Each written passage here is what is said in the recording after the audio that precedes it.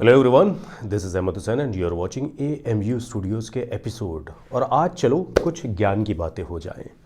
अगर आप प्लान कर रहे हैं कोई माइक्रोफोन लेने के लिए, साउंड इंटरफेस लेने के लिए, या किसी भी तरह का ऐसा इक्विपमेंट लेने के लिए जो आपकी आवाज़ को रिकॉर्ड करता हो, तो पहले रुक जाइए। ऐसा ही नहीं आप किसी माइक्रोफोन को चूज़ कर देंगे या किसी ऑडियो इंटरफेस को चूज़ कर देंगे। मेरा मानना ये है कि देखिए, आपके मोबाइल पे भी अच्छा रिकॉर्ड होता है, मान लिया, ठीक है, बट इंडस्ट्री उसको अलाउ नहीं करती है। आपके जो बोया के माइक होते हैं या ऐसे जो कॉलर माइक होते हैं, इनसे आप स्टूडियो वाली रिकॉर्डिंग नहीं दे सकते हैं, ठीक है ना। और इंडस्ट्री इसको भी एक्सेप्ट नहीं करती है। तो अब आपको ज़रूरत पड़ गई कि किसी एक या तो ऑडियो इंटरफेस की या एक माइक्रोफोन की। ऑडियो इंटरफेस क्या काम करता है? आपका एक माइक है, माइक से एक वायर निकलता है जो ऑडियो इंटरफेस में जाता है, जो कि एक कंट्रोलर होता है आपकी वॉइस को गेन ज़्यादा करने के लिए, या आपके माइक के XLR को मैनुअल को डिजिटल में कन्वर्ट करने के लिए। एक तरीके से ये समझ लीजिए, क्योंकि जो आपकी वॉइस होती है वो प्रिंट होगी कहीं ना कहीं जाके किसी ना किसी सॉफ्टवेयर पे। तो वो जब प्रिंट होगी तो उसके लिए एक मीडियम होता है, एक मीडिएटर होता है। वो भी बहुत अच्छे बुरे आते हैं। मतलब मैं तो ये कहूँ कि बैरिंजर के साउंड कार्ड 4-4.5 हज़ार रुपए के भी आते हैं, उससे भी सस्ते आते हैं। और साउंड इंटरफेस जो आता है 7-8 लाख 10 लाख रुपए का भी आता है। तो ऐसा क्या डिफरेंस है इन दोनों के बीच में कि भाई इतना महंगा और इतना सस्ता क्यों आता है? देखिए, मैं आपको एक बात बताता हूँ। इंडस्ट्री जो कहती है, इंडस्ट्री यानी कि हमारी जो म्यूज़िक MI इंडस्ट्री जो है, वो ये कहती है कि हमारा एक सेट फार्मूला है और एक सेट फॉर्मेट है जिसके अकॉर्डिंग हम आपकी म्यूज़िक को एक्सेप्ट करेंगे। जिसमें हमें, देखो क्या होता है कि मान लो कि आपने एक माइक्रोफोन ले लिया जो 4 हज़ार रुपए का है और वो कंडेंसर माइक्रोफोन है, और उस कंडेंसर माइक को आप लोगों ने ऑडियो इंटरफेस में दे दिया, लेकिन उससे वो क्वालिटी नहीं आएगी।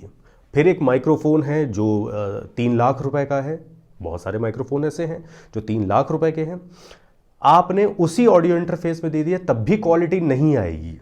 आप ये मत समझिए, आप लोग ये मत मान के चलिए कि मैं कोई बहुत महंगा माइक ले लूँगा या बहुत महंगा ऑडियो इंटरफेस ले लूँगा तो मेरी साउंड क्वालिटी वैसी आ जाएगी जैसे यशराज की स्टूडियो की आती है, या विशाल शेखर जब अपना म्यूज़िक बनाते हैं तो वैसा साउंड आता है। मेरा कहना ये है आप सब लोगों से कि सबसे पहले आप माइक्रोफोन या ऑडियो इंटरफेस लेने से पहले आप लोग एक चीज़ डिसाइड करिए कि हम लोग अपने साउंड को रिकॉर्ड किस जगह पे करेंगे, ठीक है ना। तो वो एक एटमॉस्फेयर बड़ा ज़रूरी होता है। तो अपने आसपास का जो भी आपका छोटा भी, जितने छोटे से छोटा हो या बड़े से बड़ा, उससे कोई फ़र्क नहीं पड़ता, जितना छोटा हो उसको आपको आसानी होगी उसको एकॉस्टिक करने में, उसका ट्रीटमेंट करने में। जैसे कि अभी फ़िलहाल मैं यहाँ पे बैठ के आपसे बात कर रहा हूँ, और चलिए मैं कट टू अब अपने एकॉस्टिक रूम में चल के आपसे बात करता हूँ। तो देखिए, एकदम से साउंड में बहुत ज़्यादा चेंज आ गया होगा कि अभी मैं जो आप लोगों से बात कर रहा हूँ वो मेरा साउंड जो है वो साउंड प्रूफ रूम है पूरा मेरा, यानी कि यहाँ से आवाज़ टकरा के बाहर नहीं जाती है, और मेरा रूम रिवर्ब मेरे पास नहीं है।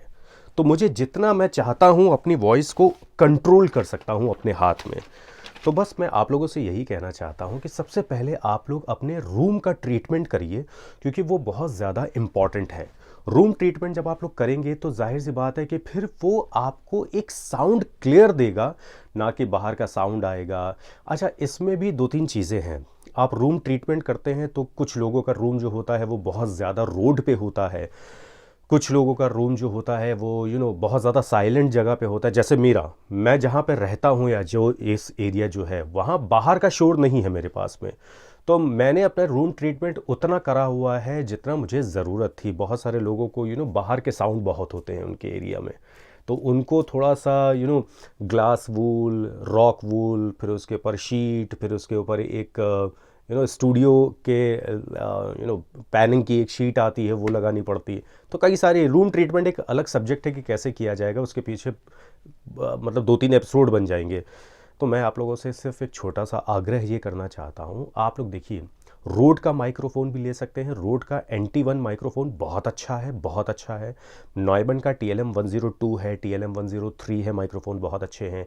AKG का है 404 समथिंग कुछ ऐसे मॉडल आता है, आप लोग टाइप करिएगा तो वहाँ पे आपको मिलेगा।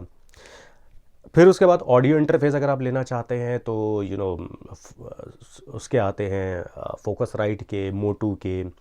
फिर अच्छे ऑडियो इंटरफेस आप लेना चाहते हैं तो RME के आप ले सकते हैं। उससे अच्छे आप ऑडियो इंटरफेस लेना चाहते हैं तो यूनिवर्सल ऑडियो के आप ले सकते हैं, मैनले के आप ले सकते हैं, बहुत सारे आप ऑडियो इंटरफेस ले सकते हैं। लेकिन अगर खाली आपको अपनी आवाज़ ही रिकॉर्ड करनी है और कुछ आपको इसमें बहुत ज़्यादा नहीं करना है, तो मेरी मानिए आप जो आप बजट लगा रहे हैं बहुत ज़्यादा महंगी चीज़ों के ऊपर, उससे बेहतर यह है कि आप रूम ट्रीटमेंट अपना करें। रूम को अच्छा बनाएं, जहाँ से एक अच्छा सा डोर लगाएं, जैसे कि मैंने अभी कुछ दिन पहले एक डोर लगाया था जो मुझे बहुत महंगा कॉस्टली पड़ गया था।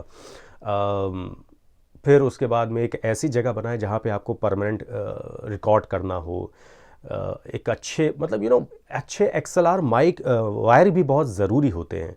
तो मैं आप लोगों से देखिए यही कहना चाहता हूँ कि मैं कुछ चीज़ें अपनी बताता हूँ आपको कि मैंने खुद देखिए ये एक ट्रिकी क्वेश्चन है सब लोगों का कि मैं कौन सा माइक्रोफोन लूँ, कौन सा ऑडियो इंटरफेस लूँ, कौन सा क्या करूँ। देखिए ऑडियो इंटरफेस और माइक्रोफोन से आपकी रिकॉर्डिंग तो अच्छी और बुरी होगी, लेकिन कैरेक्टराइजेशन आप उसमें नहीं बदल सकते हैं, वो तो आपको खुद को ही करना पड़ेगा, ठीक है ना। तो अभी मैं आप लोगों से एक बात कहना चाहता हूँ कि देखिए बाल क्या हालत हो गई है यार। तो मैं आप लोगों से ये कहना चाहता हूँ एक सीधी कि आप जाहिर सी बात है 10 माइक आप लाके नहीं देख सकते हैं कि भाई किस तरीके से किया जाए, कौन सा साउंड अच्छा आ रहा है, कौन सा नहीं आ रहा है। आप 10 तरह के ऑडियो इंटरफेसेस लाके नहीं देख सकते हैं, क्योंकि एक ऑडियो इंटरफेस और एक साउंड माइक्रोफोन को बहुत वक्त चाहिए होता है आप उसकी आवाज़ को पहचान पाएंगे। देखिए जो साउंड इंजीनियर्स होते हैं, जो साउंड डिज़ाइनर्स होते हैं, उनको पहचान होती है साउंड की। जैसे हम लोग बहुत अलग अलग लोगों के साथ में काम करते हैं, तो हम लोगों को मालूम है कि कौन सा साउंड किस तरह का साउंड है, कि किसके साउंड को किस माइक पे रिकॉर्ड करना है, ठीक है ना। ढोलक के लिए अलग माइक्रोफोन्स होते हैं, हारमोनियम के लिए अलग होते हैं, ड्रम्स के लिए अलग पूरा किट आता है। फिर उसके बाद में ट्यूब माइक्रोफोन्स होते हैं, रिबन माइक्रोफोन्स होते हैं, रिबन इंस्ट्रूमेंट्स के लिए माइक्रोफोन्स होते हैं। जैसे वायलिन जहाँ पे 10 तरह के बजरे होते हैं वहाँ पर रिबन माइक्रोफोन्स यूज़ होते हैं। फिर उसके बाद मेल का माइक्रोफोन अलग आता है, फीमेल का माइक्रोफोन अलग आता है। इससे पहले मैं आप लोगों से एक चीज़ कहना चाहता हूँ, सॉफ्टवेयर भी आप लोग सीखिए। जितना अच्छा आप लोगों को सॉफ्टवेयर के ऊपर नॉलेज होगी, अब सॉफ्टवेयर देखिए कई तरह के होते हैं, FL स्टूडियो भी है, क्यूबेस भी है, प्रो टूल्स भी है, न्यूएंडो भी है, और भी कई सॉफ्टवेयर्स आते हैं, ठीक है। आपको फ्री में मिल जाता है ऑडासिटी, आप लोग सोचते हैं कि काम तो चल रहा है। देखिए क्या होता है कि आपको साउंड के तब तक नॉलेज नहीं होती जब तक वो प्रोसेस होने के लिए नहीं जाता है। जब प्रोसेस होने के लिए जाता है तब पता चलता है कि अच्छा मेरे साउंड में ये प्रॉब्लम्स हैं। फ्लैट साउंड तो सबको अच्छे सुनाई देते हैं। अच्छा, इन सब से ऊपर आपको ऑडियो मॉनिटर्स लेने की ज़रूरत है। मैं आपको कुछ नहीं बता रहा हूँ कौन सा ऑडियो मॉनिटर्स लीजिए, कौन सा नहीं लीजिए। मैं आपको सिर्फ एक बात बता रहा हूँ कि फील आप कितना अच्छा कर सकते हो। ये ऑडियो मॉनिटर्स आपको बहुत ज़्यादा इम्पैक्ट देगा आपकी मिक्सिंग के लिए, क्योंकि जब तक आपके पास अच्छे कान नहीं होंगे, मैं बहुत सारे लोगों से बोलता रहता हूँ कि अगर आपके पास अच्छे कान नहीं होंगे तो आप अच्छे तरीके से उसको रिकॉर्ड नहीं कर सकते हैं, वो काम नहीं देगा आपका। तो मॉनिटर्स बहुत सारे यामाहा के आते हैं, जेनेलिक के आते हैं, JBLs के आते हैं, M ऑडियो के आते हैं, डायन ऑडियो के आते हैं, कई आते हैं, मतलब एक दो नहीं, प्रेसोनस के आते हैं, कई आते हैं सारे। ये चूज़ करना आपका काम है कि बजट कितना है। फिर 5 इंचेस के आते हैं, 7 इंच के आते हैं, 10 इंचेस के आते हैं, 12 के आते हैं, 8 इंचेस आते हैं। मेरे पास जो लगे वो 8 इंचेस लगे हुए हैं, ठीक है ना। मैंने बेस के लिए अलग और शार्पनेस के लिए अलग अलग मॉनिटर मैंने रखे हुए हैं। दोनों काम साथ में ही करते हैं, बट वो सुनने के लिए थोड़ा सा अलग है।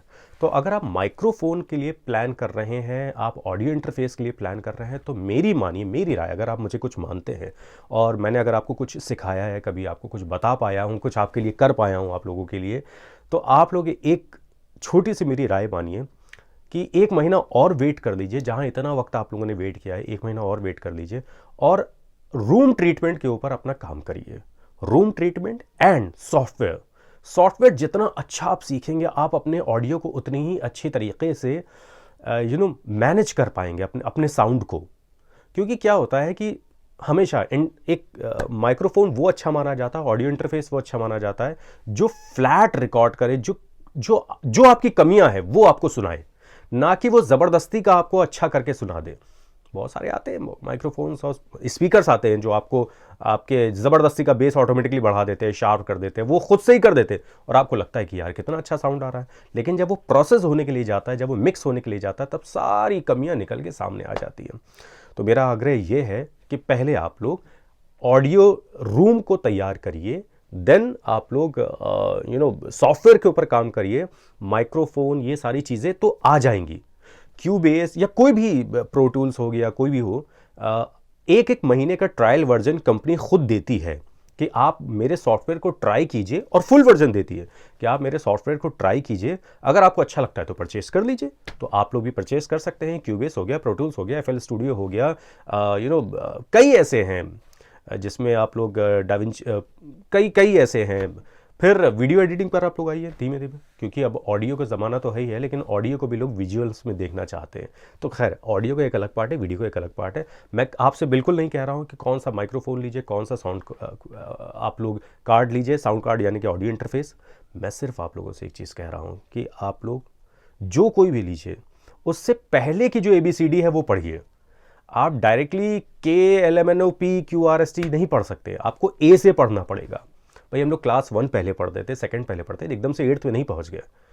और जो किसी ने 8th में डायरेक्टली एडमिशन लिया होगा ना, तो वो जाहिर सी बात है कि वो उस प्रोसेस को समझ ही नहीं पाएगा। तो बस मैं अपनी बात को यहीं ख़त्म करता हूँ, थोड़ा सा वीडियो लंबा हो गया है। कि देखिए, मशीनें ज़रूरी हैं। अच्छी मशीन और बुरी मशीन, देखिए बुरी मशीन तो कोई नहीं होती, ठीक है ना। महंगी मशीनों में, यानी कि एक माइक जो 3 लाख रुपए का आता है और एक माइक जो 3,000 रुपए का आता है, उन दोनों में फ़र्क क्या होता है? उन दोनों में सिर्फ साउंड की क्वालिटी का फ़र्क होता है, कितने अच्छे से वो आपकी आवाज़ को ग्रैब कर पा रहा है।